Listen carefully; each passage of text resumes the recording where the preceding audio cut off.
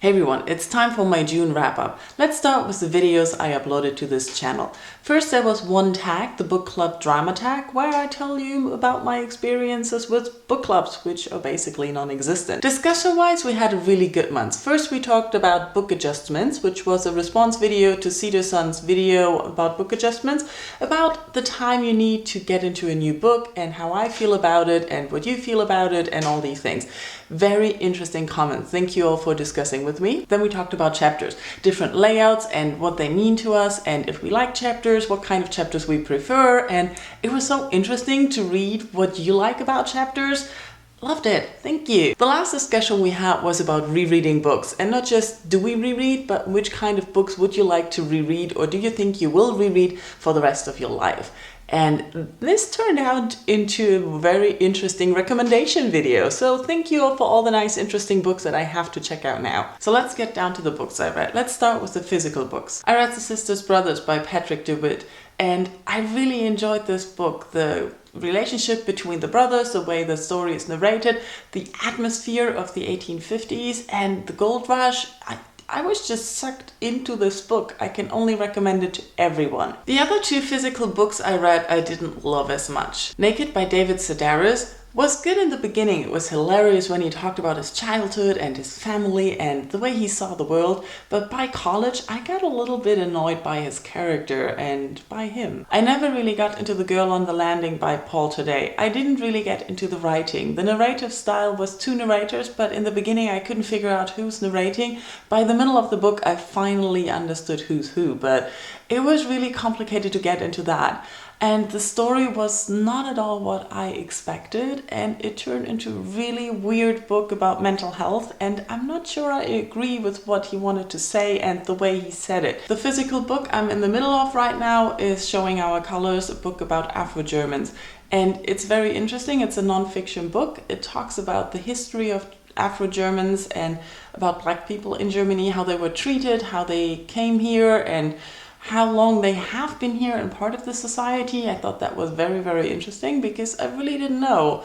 And it also includes personal stories of Afro-Germans, of their experience of living here in the 20th century. The book was written in 1986 in German and the English version came out in 1990. So it's not really up to date, and I'd really be curious to know if things have changed in the last 20 years, 30 years, since we don't have East and West Germany anymore. We're more global and everything. This book is not only interesting from a history side, it also makes me think about my connection with Afro-Germans, because I have to admit, in the town I grew up, there were no Afro-Germans, there were no Black people. I think we had one Korean in my high school. We had a lot of Turkish and Yugoslavian and other European cultures that were not German, but I think the first Black person I've seen was when I traveled to New York in 1994. So yeah.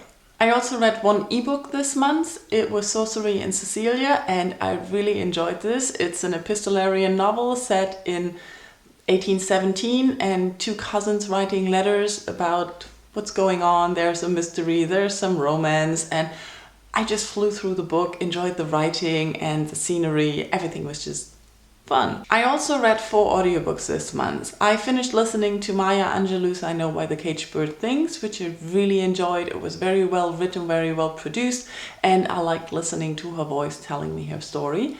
I then listened to Chitty Chitty Bang Bang by Ian Fleming, which was narrated by David Tennant, and it was a blast. It's a very short audiobook, so you can just fly through it. And then I also listened to Is Everybody Hanging Out Without Me by Mindy Kaling, which is an autobiography, and she talks about her life, her childhood, and how she got into the showbiz. And it was really interesting. I liked her point of view and the things she had to say. The 4th audiobook is the one I'm listening to right now. Technically, I'm not completely finished, but almost. And that is The Martian by Andy Weir, which is the story of a man who got left behind on Mars after a mission due to an accident. And now he's trying to survive, and people on Earth try to save him. And that's basically a survival story. And I have to say, this book is very fascinating. I kept listening to the first part, like the first 5 hours in one go, because I couldn't stop listening. I just was sucked into the narrative. The narrator is really doing a good job of putting the tone of the Martian, like the person stuck on Mars there, and really giving him this, I'm really pissed off for being stuck here. And he has some sarcasm going on, a certain sense of humor, which I really enjoy. And on the other side, we also have the people on Earth trying to save him and the things they go through. And I really like the story. It's very captivating. I have to admit, I keep zoning out when there are too many technical details and when he keeps going on with all his abbreviations. And I do wish I had a glossary for all the things that he keeps saying. But overall, I really enjoy this novel. I have to admit though that I don't think I would have liked it in a written form as much as I do enjoy it as an audiobook. So if you were thinking about reading The Martian, because it's been pretty popular on BookTube lately, I would recommend getting the audio because it's just amazing and you just fly through it. That's how my June was. I think it was a good month. How was your month? Tell me in comments.